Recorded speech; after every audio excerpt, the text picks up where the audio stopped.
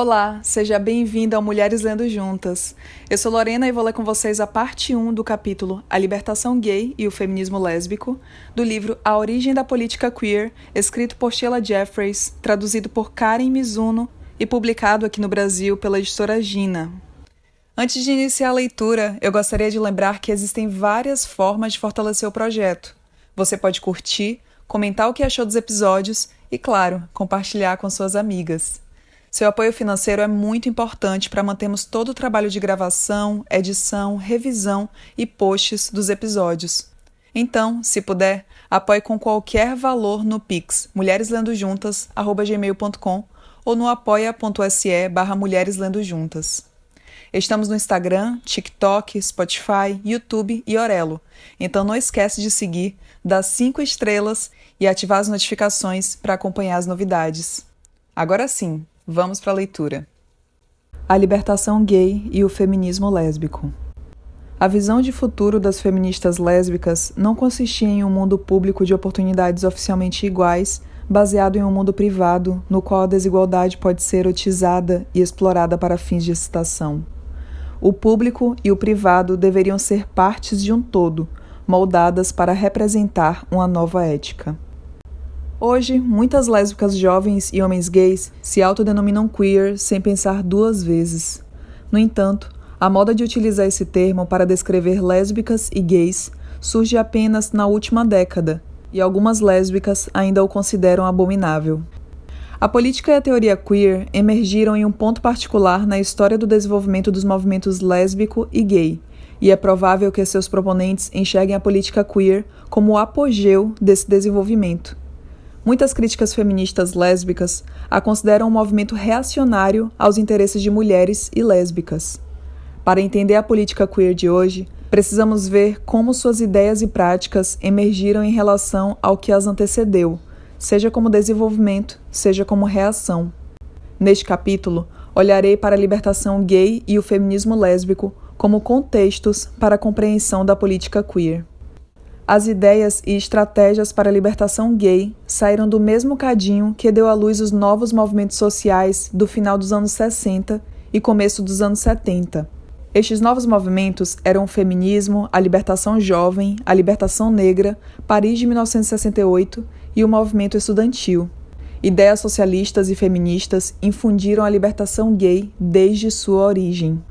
O nascimento da libertação gay é comumente datado da chamada Rebelião de Stonewall, em Greenwich Village, que ocorreu em junho de 1969, quando lésbicas, homens gays e drag queens revidaram pela primeira vez, por meio de ferozes batalhas de rua, a perseguição cotidiana das batidas policiais em clubes gays.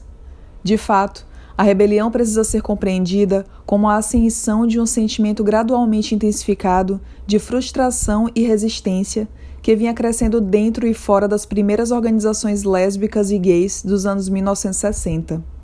Essas organizações pioneiras lançaram as bases que permitiram que a libertação gay se desenvolvesse tão rapidamente. Stonewall foi um evento catalisador bastante adequado para simbolizar o estado de espírito daquela época, mas ele não poderia ter engendrado um movimento político se o terreno não tivesse sido previamente bem preparado. As chamadas organizações homófilas foram estabelecidas em meados dos anos 50 e 60 e antecederam a libertação gay. Historiadores caracterizaram essas organizações como assimilacionistas, que visavam a integração dos homossexuais e ao fim das penalidades legais.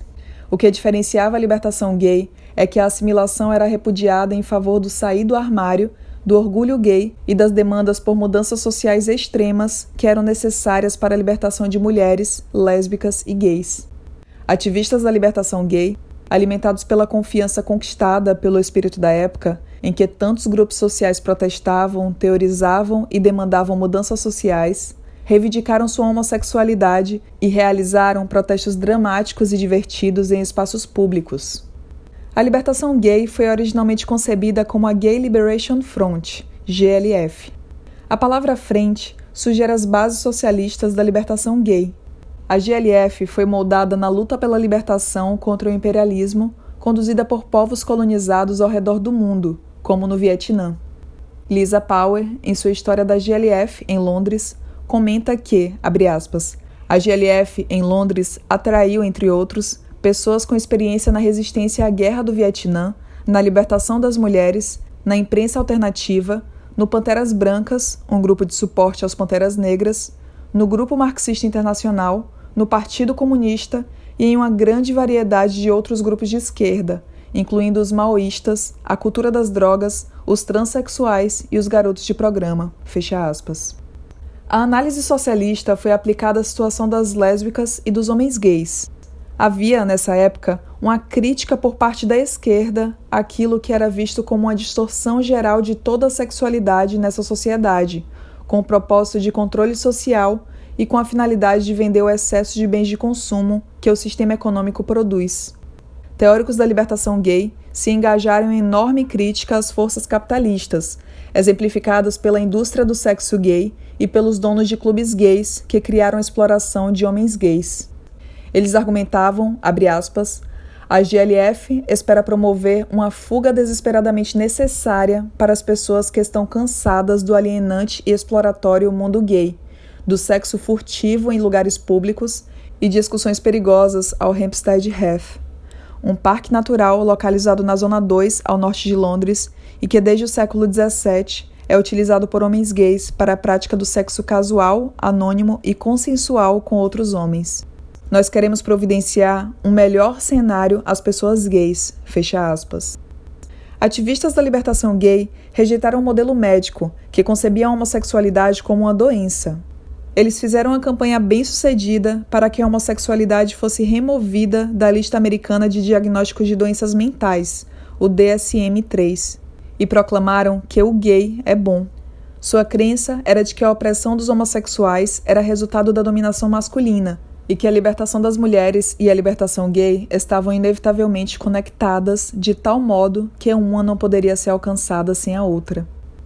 A opressão dos homossexuais e a opressão das mulheres eram ambas compreendidas como resultado da imposição dos então chamados papéis sexuais. Nesse período, ativistas políticos da esquerda eram profundamente construcionistas sociais em sua abordagem. Assim, tanto os gays liberacionistas quanto as feministas enxergavam os papéis sexuais, que agora são provavelmente chamados de papéis de gênero, como sendo politicamente construídos com a finalidade de assegurar a dominação masculina. Mulheres eram relegadas ao papel sexual feminino próprio da esfera privada, exercendo cuidado e se preocupando em embelezar o corpo a fim de serem objetos sexuais adequados. Lésbicas eram perseguidas porque desafiavam o papel sexual feminino de passividade sexual e servidão ao homem. Homens gays eram perseguidos porque desafiavam o papel sexual do macho, que, além de requerer comportamento masculino, era baseado na heterossexualidade e na relação sexual com mulheres. No contexto da atual política queer, que celebra aqueles que desempenham precisamente esses papéis nas figuras da butch e femme, do transgenerismo e do sadomasoquismo, como se eles representassem a vanguarda transgressora da revolução, é útil entender o quanto o movimento de libertação gay, fortemente influenciado pelo feminismo, os rejeitava. A opressão dos homens gays era entendida como reflexo da opressão das mulheres. Logo, os papéis sexuais eram também um problema para homens gays. Um liberacionista gay americano expressou isso da seguinte maneira, abre aspas, o sexismo reflete também nos papéis que os homossexuais copiaram da sociedade heterossexual. Os rótulos podem diferir, mas, enquanto os papéis forem rigidamente definidos, enquanto a única pessoa exercer poder sobre a outra, a situação de desigualdade será a mesma. Para heterossexuais, serão macho e fêmea, mestre e dona de casa.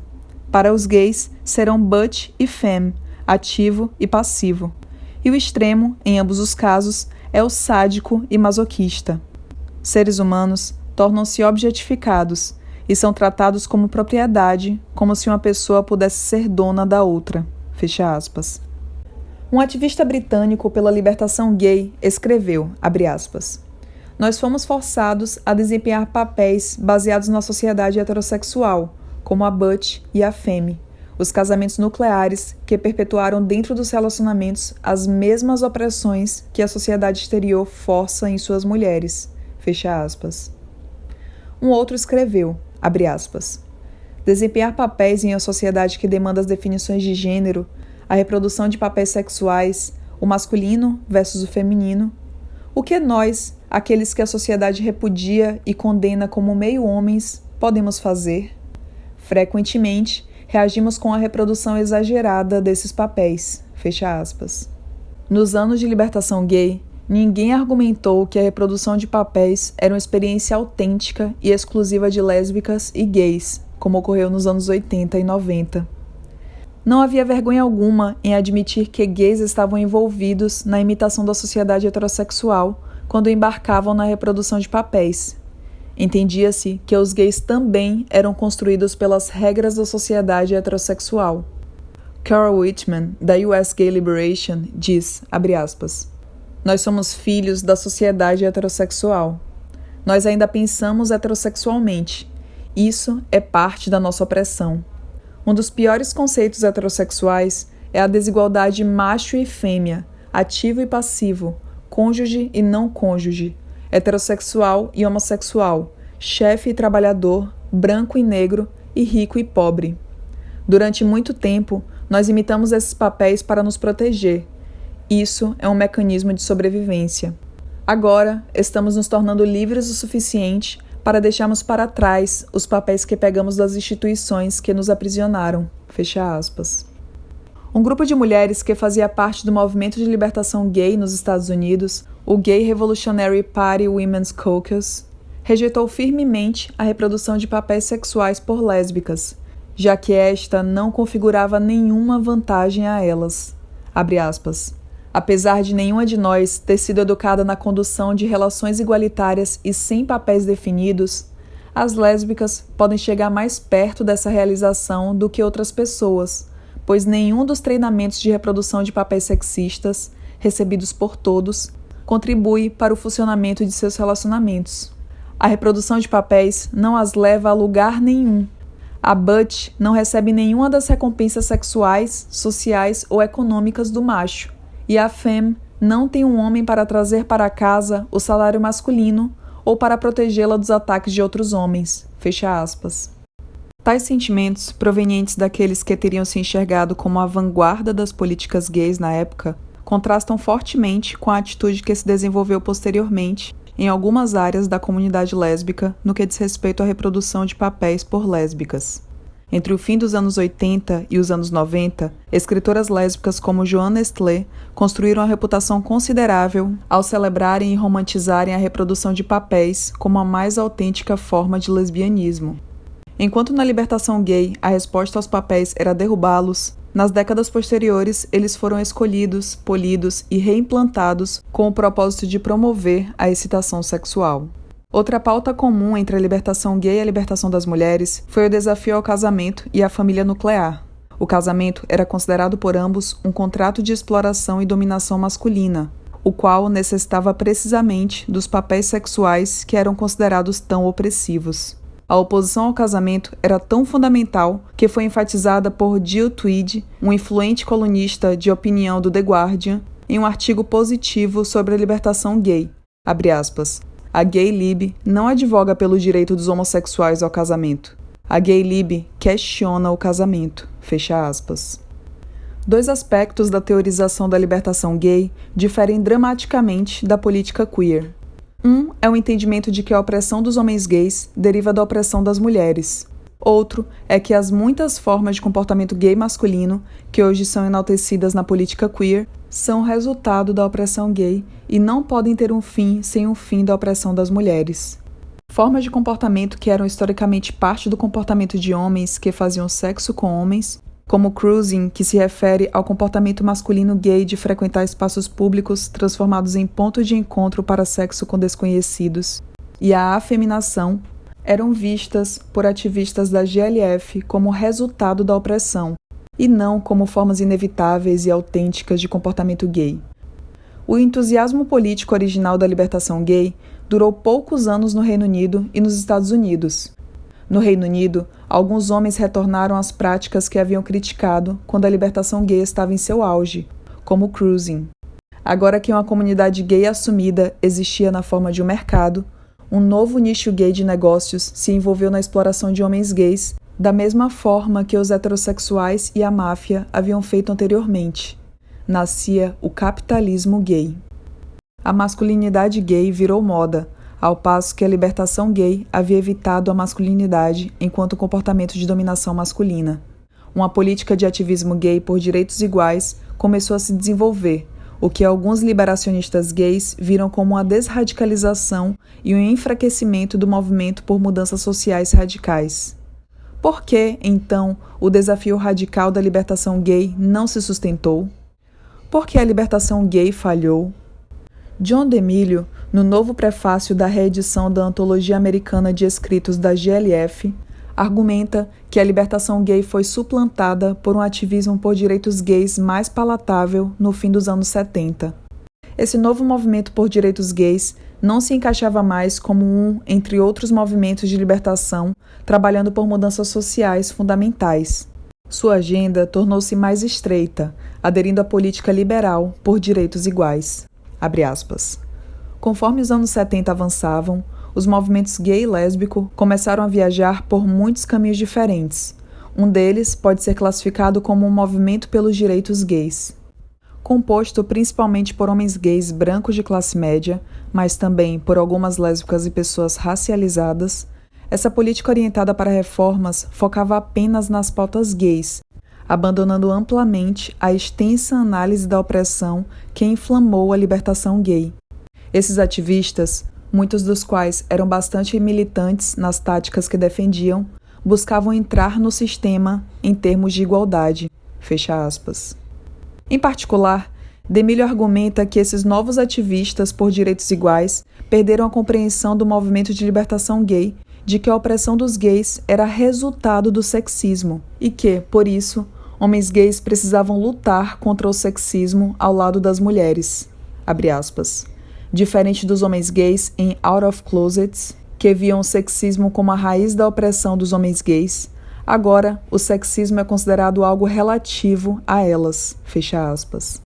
Os ativistas pelos direitos gays, explica DeMillo, perderam também a compreensão do movimento de libertação gay, de que a homossexualidade, assim como a heterossexualidade, era socialmente construída.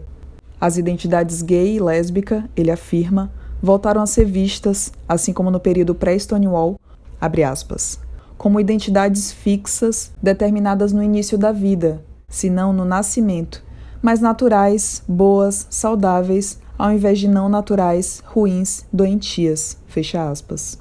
Mas DeMillo critica a amplitude da crítica social trazida pelos liberacionistas gays. Ele vê o radicalismo de sua agenda como sendo um dos motivos do seu fracasso.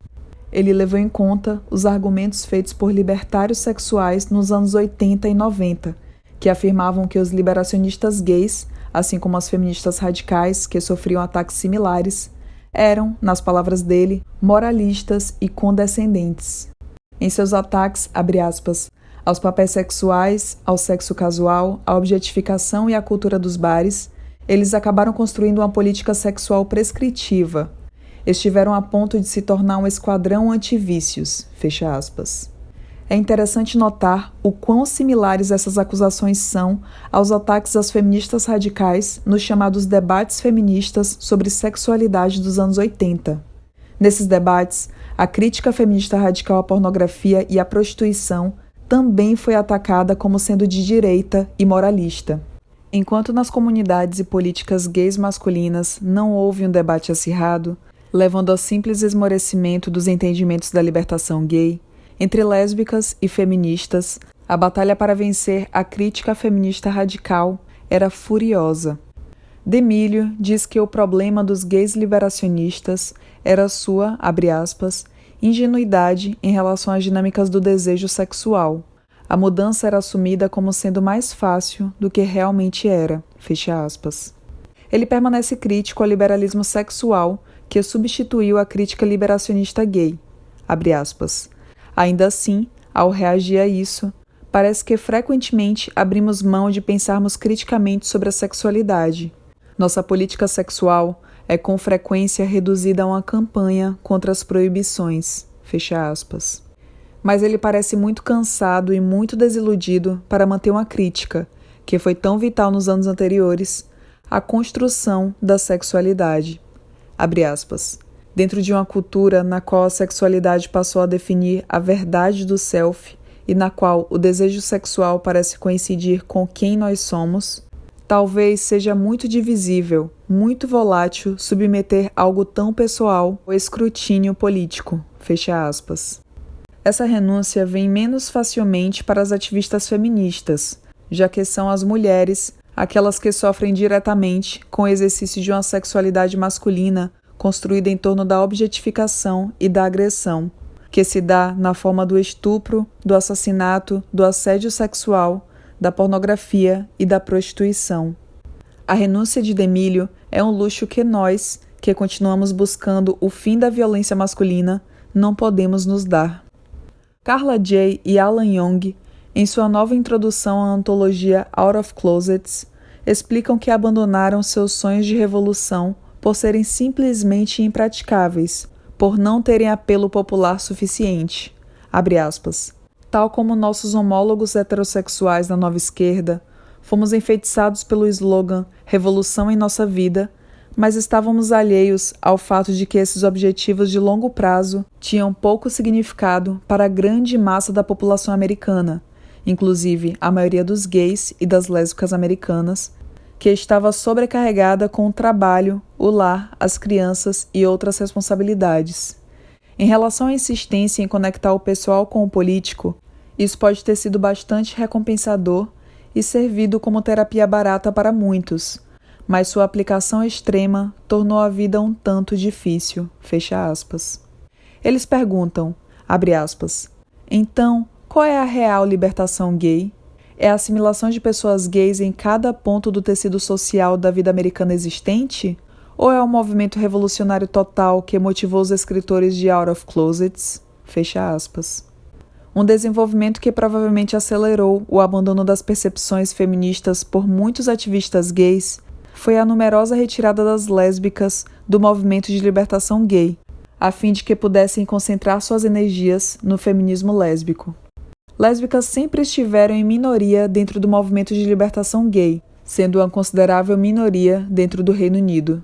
Sua retirada nos Estados Unidos, no Reino Unido e na Austrália se deu pela crescente força do feminismo, o que levou as lésbicas a se concentrarem em seus interesses enquanto mulheres e a serem sensíveis ao sexismo de seus colegas homens. Um assunto que foi uma fonte de séria cisão entre homens e mulheres na libertação gay foram as práticas sexuais. Denise Thompson descreve o desencantamento das lésbicas na Austrália deste modo, abre aspas. O modelo de libertação sexual promovido pela libertação gay continuou intransigentemente masculino. O foder pelo foder, a estimulação erótica restrita aos genitais e as poucas e seletas zonas erógenas, o sexo anônimo em beats, que são espaços públicos de encontros, assim como em bares, clubes e saunas, fecha aspas.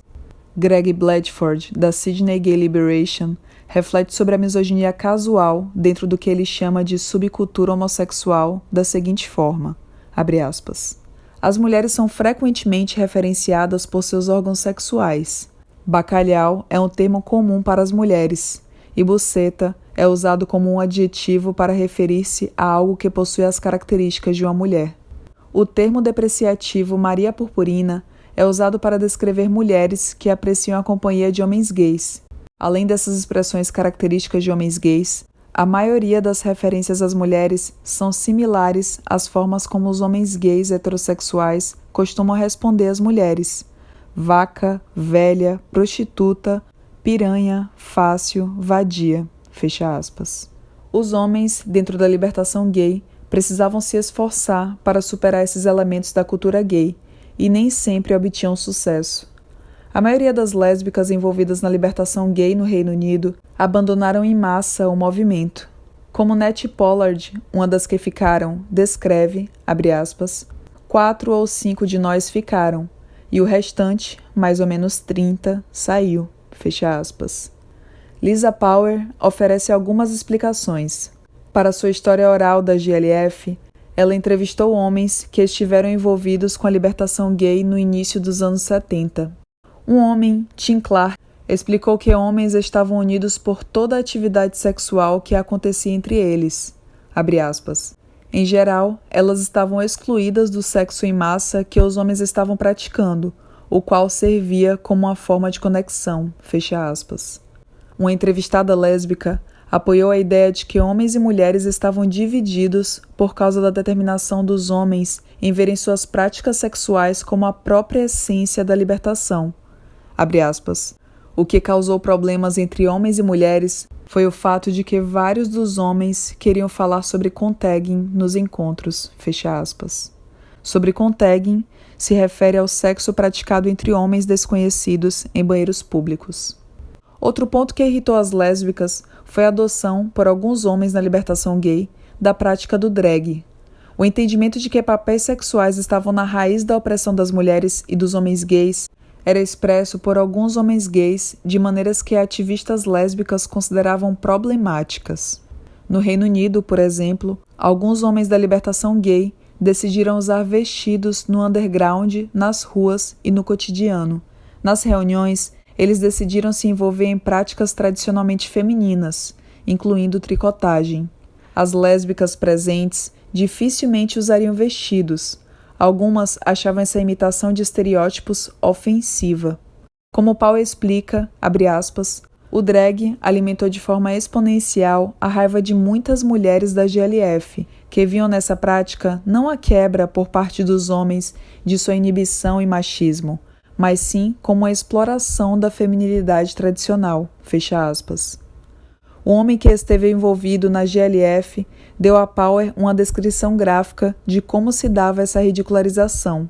Em um encontro da GLF, um drag queen, abre aspas, usava um vestido branco com 2 fendas laterais e estava sem cueca, deixando tudo à mostra.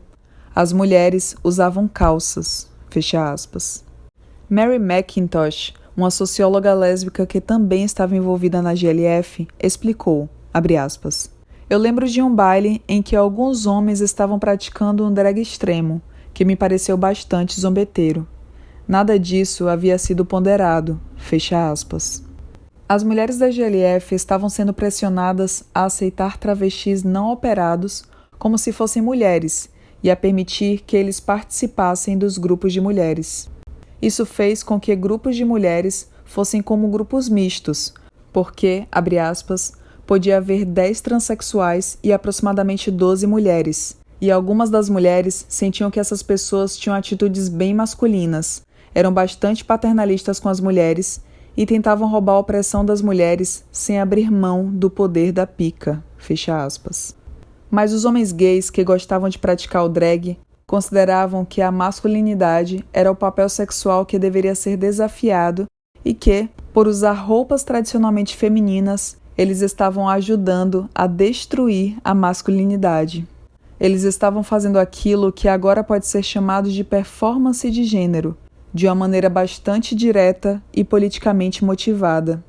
O que não estava presente na libertação gay era qualquer performance de masculinidade por homens e mulheres ser concebida como uma coisa boa. A masculinidade era, em geral, considerada problemática. Isso mudou no fim dos anos 70 e no começo dos anos 80, quando a masculinidade gay, na forma de sadomasoquismo e de outras manifestações, como o grupo Village People, viraram moda mais uma vez. A lésbica estadunidense Del Martin, ao se despedir do movimento de libertação gay para se unir ao movimento de libertação das mulheres, descreveu a si mesma como grávida de raiva, quando amargamente denunciou uma fraternidade cuja preocupação com bares, acampamentos, pornografia, drag e reproduções de papéis sexuais havia transformado homossexuais em motivo de chacota para o público. 2 fortes apoiadores homens da GLF no Reino Unido redigiram um panfleto em apoio à evasão das mulheres, dirigindo-se à libertação gay masculina. Eles acusaram a libertação gay de ter se degenerado a um simples ativismo gay, no qual, abre aspas, homens gays dirigem seu total acesso ao privilégio masculino, fecha aspas, lutando por igualdade com os homens heterossexuais, enquanto a supremacia masculina permanece intacta. Eles parecem ter um ótimo entendimento das preocupações das mulheres. Abre aspas. Aos olhos deles, Um homem gay é apenas um homem que gosta de fazer sexo com homens. O que se passava em suas cabeças era muito visível ao olhar para sua literatura, cheia de pênis bojudos, motocicletas e músculos, os símbolos exatos da supremacia masculina e da opressão das mulheres, dando suporte ao sistema de papéis de gênero que é a base da sua própria opressão, fecha aspas. Considerando o culto à masculinidade que foi semeado na cultura gay através dos clubes de coro e do sadomasoquismo durante os 30 anos seguintes, o argumento deles parece presciente.